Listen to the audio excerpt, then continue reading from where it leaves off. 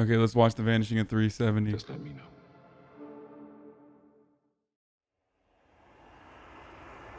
Same 20 sub rules apply.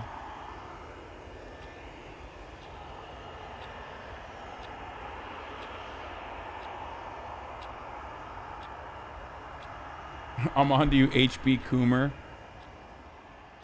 Delivery 18370. Good morning. Close to 10K. We are at 9,441 sub points, by the way. 600 more sub points and I fucking buzz it off, baby. Bowl cut, buzz cut, baby. 370, request level. 370, we are ready. Requesting flight level 350 to Beijing. Malaysian Airlines Flight 370 is a daily passenger flight between Kuala Lumpur, Malaysia and Beijing, China. You have attacked me and lied. 370, 32 right of takeoff. New Turkish Daddy. 42 minutes past midnight, Flight 370 is given clearance to depart. On board are Captain Zahari Ahmad Shah, First Officer Farik Abdul You won't go Hamid, back with the right 10 thickness and cabin length? crew members, Really? and 227 passengers. Number control Malaysian 370.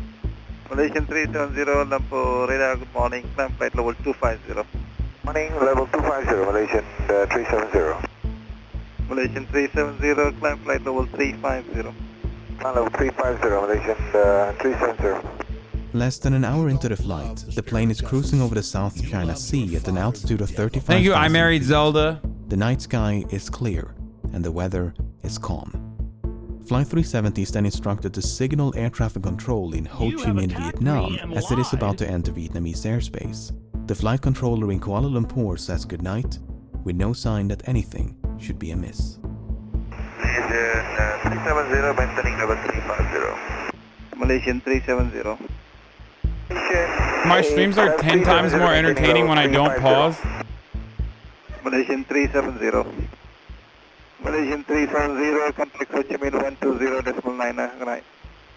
Good night, Malaysian 370. 1 minute and 43 seconds later, the aircraft suddenly vanished from radar screens at Kuala Lumpur, Ho Chi Minh, and Bangkok. This form of positional tracking depends on a signal being emitted by one of two transponders aboard the plane, and so its disappearance would suggest both transponders ceased to function, or the system was manually deactivated by someone on board. All subsequent attempts to contact and ascertain the whereabouts of Flight 370 are unsuccessful. The aircraft has seemingly vanished without a trace.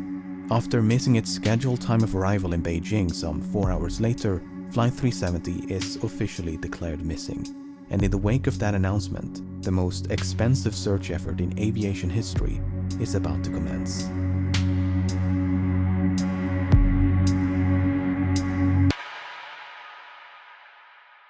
I said at 10K sub points, I'll get a bowl cut by Will. The search was initially concentrated around the location of the flight's disappearance And then between the at- South China Sea And then the Gulf of Thailand. a day later, I'll get The a search area buzz was cut. soon I'll buzz expanded, it. however, after the Malaysian military disclosed additional information.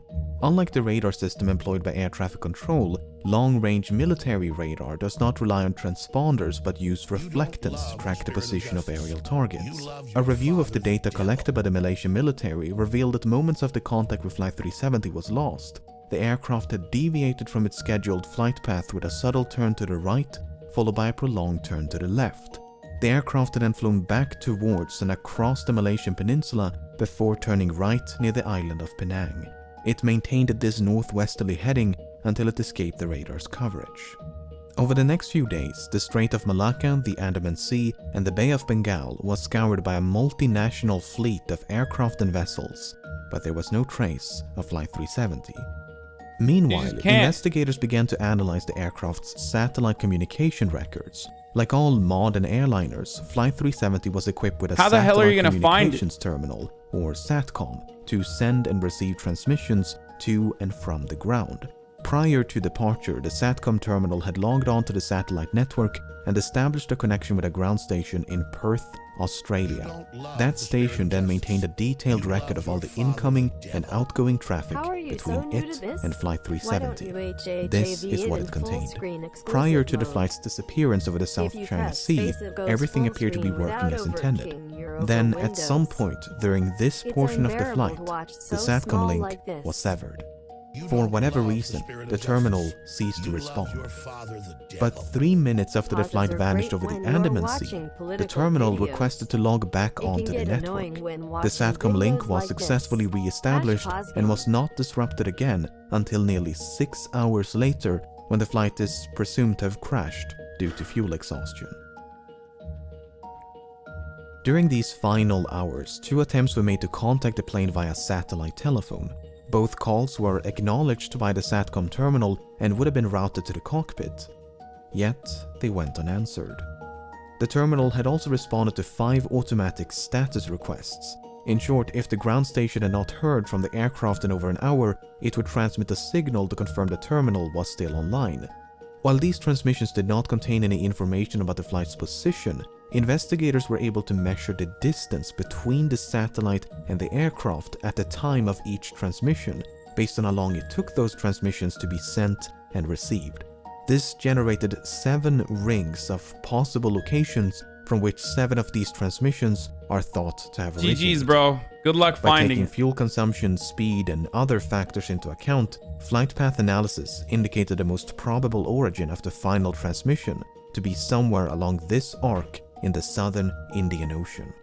The search effort shifted accordingly, and as the region fell within the jurisdiction of Australia, the Australian government took charge of the operation. That's also probably why we couldn't find the search area was progressively he lifted up to the refined account for Australians. oceanic drift as well as improved estimations of the flight path. But this part of the southern Indian Ocean is A so country that remote, lost the it took fucking 6 emus. days just to get there. A new fleet of I'm just aircraft kidding, and mate. vessels I'm just gradually fucking covered more than 4.5 yanking your million chain, mate. square kilometers of ocean, but Flight 370 was nowhere to be found.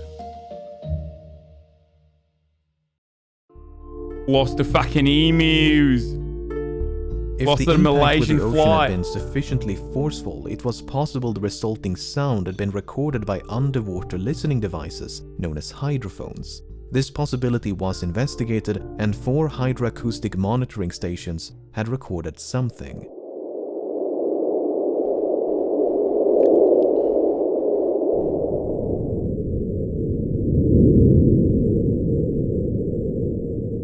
While the timing and direction of the sound were reasonably consistent with the final satellite transmission, the estimated origin was not. The sound was in all likelihood caused by nothing more than geological activity. Flight 370 was also equipped with 2 underwater locator beacons which had a battery life of some 40 days, and as the deadline approached in early April, signals with a pulse and frequency somewhat similar to the signal emitted by the beacons were detected at depths of up to 3,000 meters. An autonomous submersible then spent weeks scanning the seafloor where the signals had been detected, but no wreckage was ever found. It's pretty And much nothing would be impossible. found until more than 16 months later, when the discovery was Too made vast. on the opposite side of the Indian Ocean. Hello, Chad. How are On the you? 29th of I am July doing well, thank you 2015, for a group asking. of people I were just cleaning up a wanna say beach in how Reunion, glad a small I am island to to the be east part of of such a Madagascar, calm-accepting when they stumbled community upon that this loves 2 to be meter long informed by metallic such. object covered in barnacles. Beautiful videos Aviation such as experts this quickly one, identified and the a hard object thing. as a section of an aircraft wing known as a flaperon. And Upon closer inspection, internal markings including dates and serial numbers conclusively ascertained the flaperon belonged to Flight 370. Even though Reunion Island is some 4,000 kilometers west of the search area, and more than a year had gone by since the flight disappeared, the location was consistent with simulations of debris dispersal patterns. There was now tangible evidence Oh that shit, Flight Raj is in 370 here, dude. had crashed somewhere in the Indian Ocean. The discovery of the flaperon prompted numerous searches along beaches and shorelines of southeastern Africa, and at least 31 additional items of interest have since been recovered and examined. Some of these items include a section of the outboard flap from the right wing, a piece of cowling from one of the 2 engines, a partial door from the nose landing gear, Holy a section shit. of the vertical stabilizer, and a mangled casing from one of the embedded headrest monitors. 18 of these items were identified as either likely, highly likely, or almost certain to have originated from Flight 370, whereas only 3 could be confirmed. The remaining 11 could not be identified. There were no traces of an explosion found on any of the debris tested, nor was there any evidence of a fire except for 3 small burn marks on one of the unidentifiable items. The search for debris was further aided by Earth observation satellites. Analyses of satellite imagery from March of 2014 uncovered a number of images which appear to feature man-made objects floating on or just below the surface in the southern Indian Ocean. However, the images were not nearly sharp enough to resolve any identifiable markings, and multiple searches notwithstanding, Thank you, the real J this Daddy. debris was never recovered. 14 A satellite image Bernie taken mere Sanders, hours after the 2020. final transmission also captured what appeared to be a contrail some distance away from the search area. A later analysis, however, concluded it was most likely a shadow from a somewhat linear cloud formation.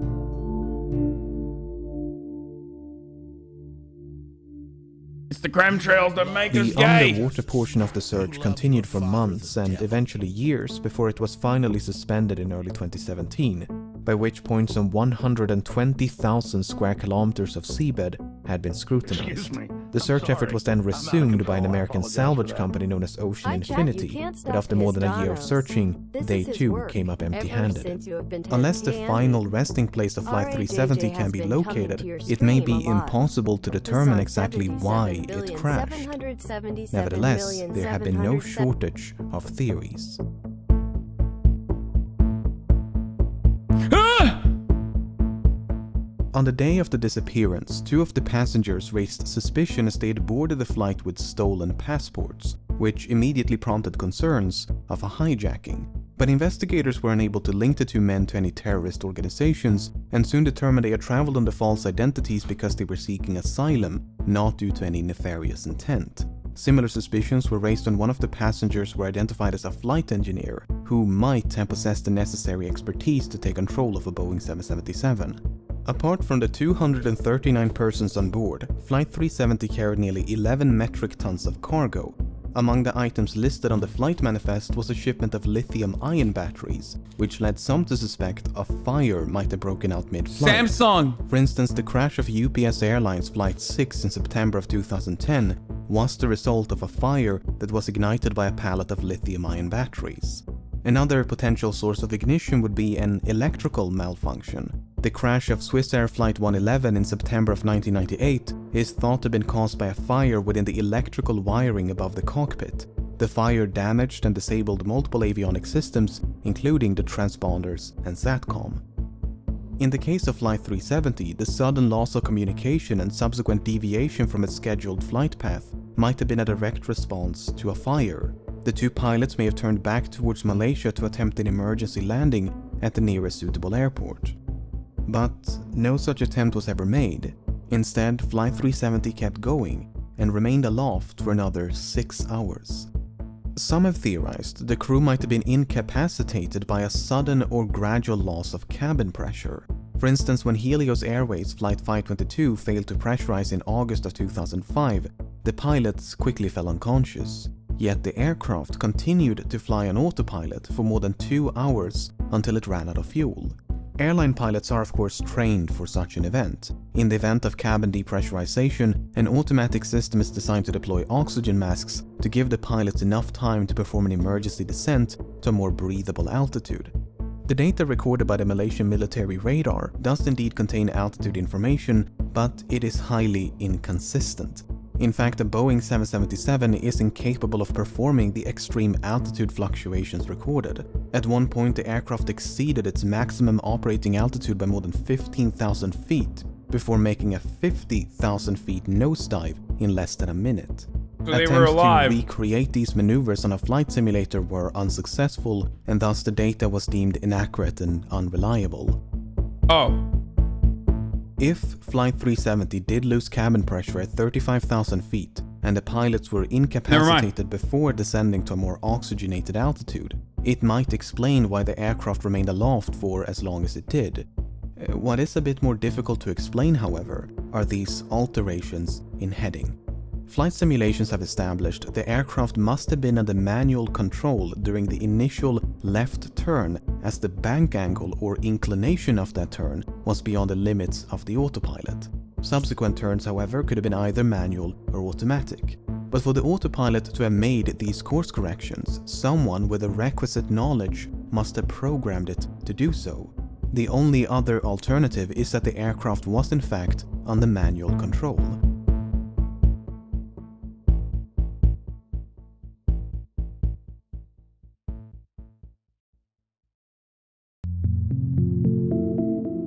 In late June of 2014, several news outlets reported that a special investigation had identified the captain of Flight 370 as a prime suspect. A search of the captain's home had uncovered a flight simulator which supposedly contained a suspicious route which ended in the southern Indian Ocean. It's Raj! At the time, there was no official acknowledgement that such a route had been recovered, and a lengthy public report issued by the Malaysian government in 2015 made no mention of such a discovery.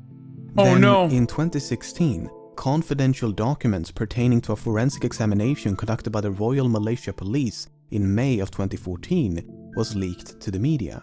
These documents made it clear that such a route had not only been recovered, but thoroughly examined. Soon thereafter, the Malaysian government confirmed the existence of this simulated flight path, and this is what it looks like. It should come as no surprise that many regard this as damning evidence of premeditation, but according to investigators, it is not quite so evident. The data recovered consists of 7 coordinates, 2 in Kuala Lumpur, 2 in the Strait of Malacca, 1 in the Bay of Bengal, and 2 in the southern Indian Ocean.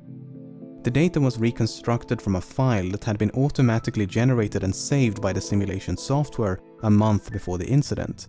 However, it's not clear whether the coordinates originate from the same flight session. In other words, it might not be correct to simply trace a continuous line between these 7 coordinates, as they could be from separate sessions.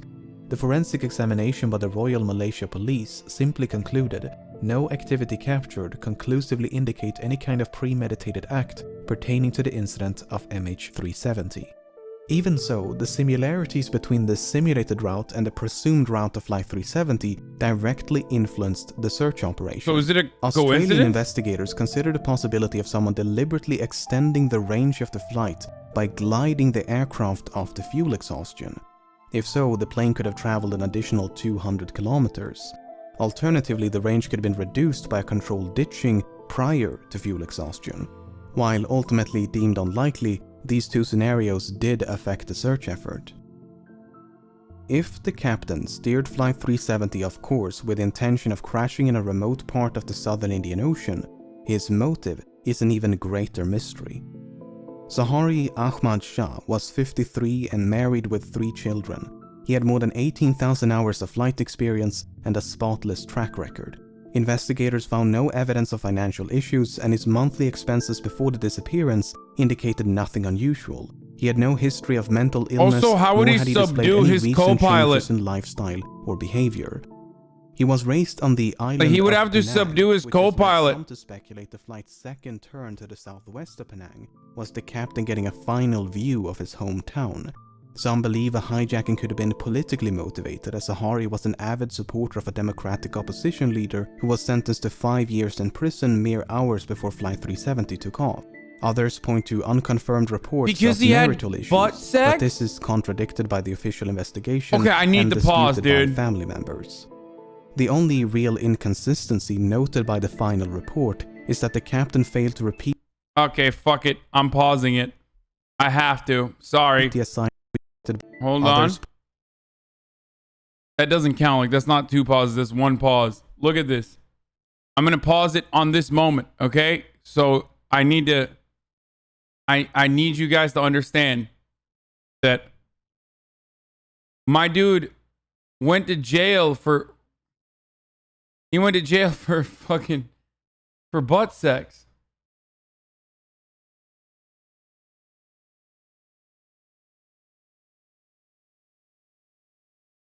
They said he did it when the co-pilot went to the restroom. There's no way.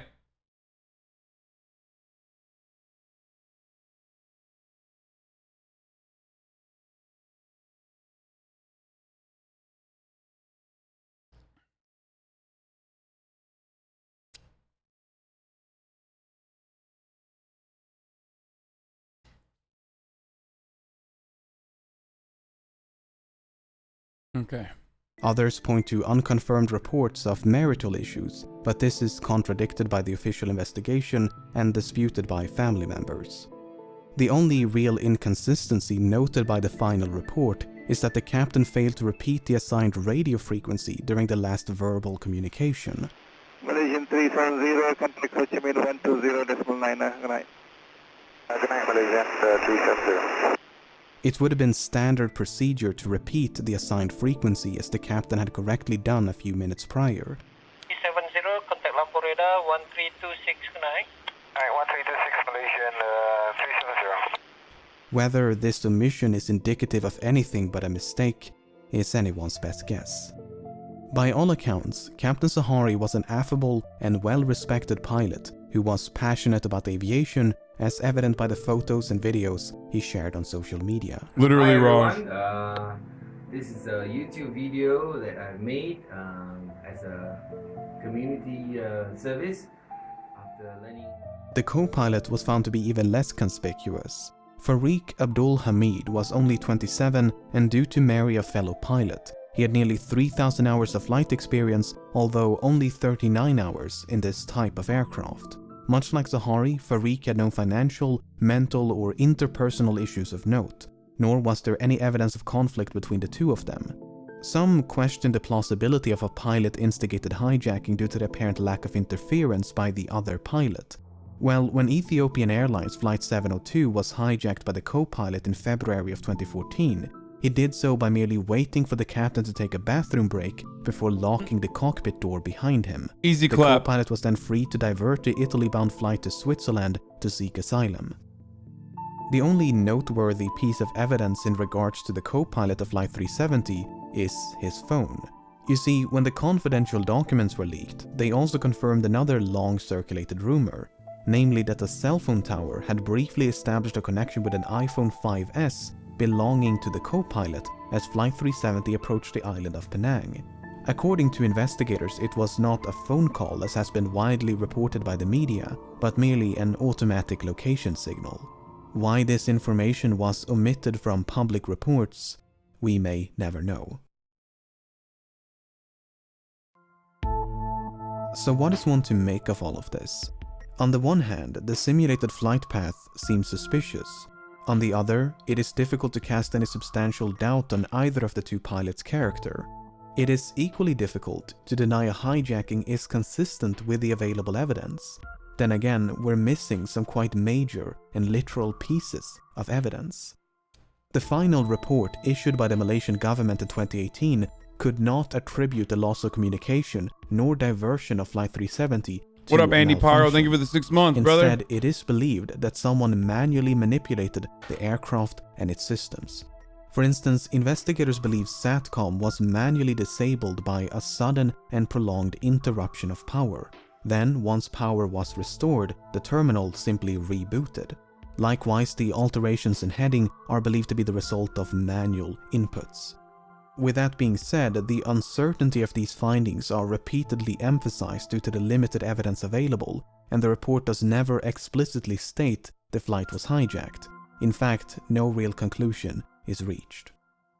Both the Malaysian and Australian government agree that Flight 370 crashed in the southern Indian Ocean, but that the cause is indeterminable without the wreckage, the location of which has managed to elude some of the foremost aviation experts in the world, as well as an impressive arsenal Just of find the cutting-edge black box, technology forehead. for more than half a decade. Authors, aviation experts, and independent investigators have all chimed in to offer their own thoughts It's and simple. theories as to the nature of the crash and the location of the wreckage. Some believe there was no crash, but that the aircraft was shot down by an American naval base in the middle of the Indian Ocean. The satellite transmissions were then supposedly forged as part of a massive cover-up. Others believe the aircraft turned right towards India and traveled as far north as Kazakhstan, completely undetected. Debris was then supposedly planted along shorelines of southeastern Africa That's as part of a insane. massive cover-up. Another theory suggests the aircraft was remotely hijacked and controlled by someone on the ground. While Boeing and other companies have experimented with technology that would allow for an aircraft to be remotely controlled, no commercial airliner is known to be outfitted with such a system. Raj? On the less conspiratorial side, the assumption that Flight 370 flew in a straight line and at a constant speed after turning left towards the southern Indian Ocean might simply be incorrect. In early 2018, a French team of independent investigators proposed an alternate flight path, whereby an attempted landing on Christmas Island led to a crash site much further north than the region identified by the official investigation. While a surface search of this area was conducted about a week after the disappearance, the underwater phase never reached this far north.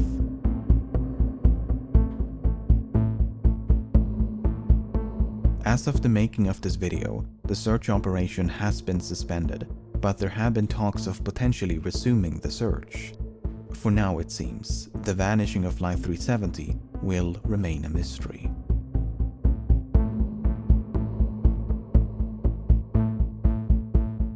That is... Okay, you guys were right. This guy's got some good-ass fucking vidges, dude.